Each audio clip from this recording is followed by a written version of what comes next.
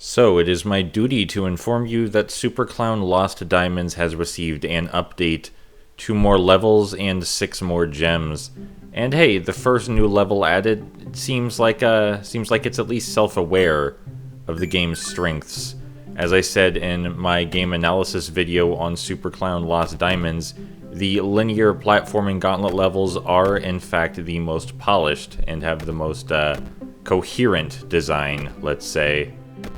And I want to be fair to this level, it's not as though the design is awful. You know, it's a linear platforming gauntlet, some of the jumps are reasonably challenging, the optional diamonds are hidden in side pathways that are clearly visible but more difficult to reach than the main path. It's not a bad level, it's really not. The game still looks gross, and there's a lot of less than ideal things about the way it functions, but the character control's fine, the level design is alright. Even the enemy placement is pretty good. That's something that you can't always expect from Super Clown Lost Diamonds, is all I'm saying. This is a real platforming level with real thought put into the design. That's something. That's something. And if I sound really tired, I mean, I wasn't super looking forward to Super Clown Lost Diamonds getting an update. I spent 5 hours in one sitting 100%ing the game, finding all the collectibles, getting all the achievements, and then I made the review just a bit after. The game was done. I finished it. There were 20 levels, alright? I wasn't... Why is there more? Why is there more now?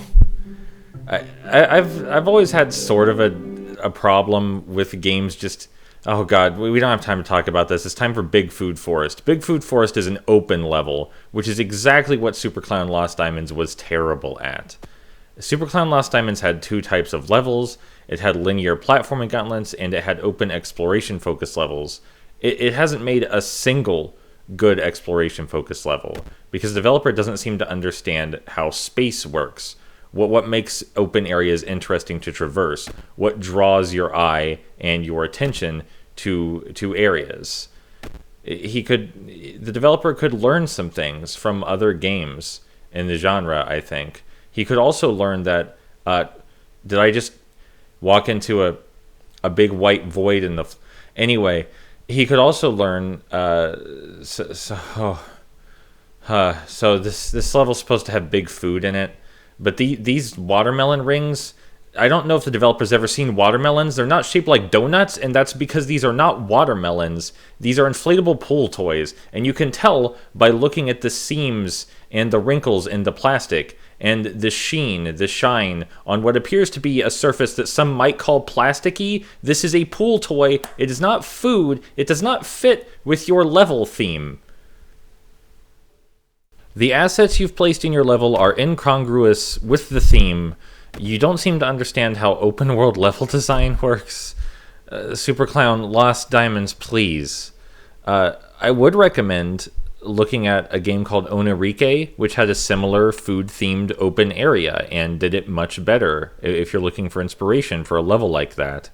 As for game design, there are a lot of options. You can't really go wrong looking for open world 3D platformer pointers.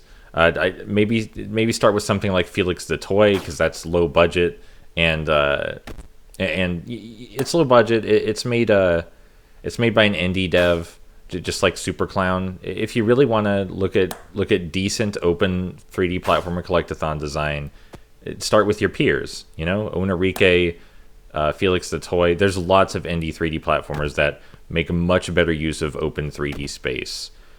I understand that Super Clown's trying to do something. I just think that the effort isn't here. There is a distinct lack of effort, and I'm tired. I'm so tired. Why is there more of the game? I thought I finished it. I don't want to play more Super Clown, but I can't leave it undone.